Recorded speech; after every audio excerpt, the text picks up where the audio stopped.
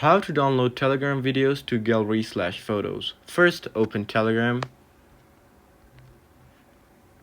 And once you're in Telegram here, as you can see, so what you have to do is just basically open the chat that has the video in it that you want to download.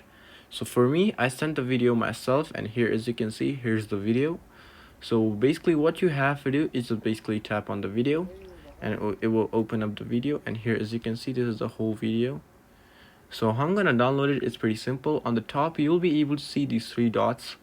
Just press on these three dots, and here you'll be able to see the option of save video.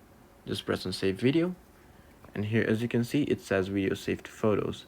So if I go to my photos, I will be able to locate the video just right over here. Here, as you can see, this is the video. So yeah, this is exactly on how you can download Telegram videos to gallery. So I hope this video helped you out. Leave a like and goodbye.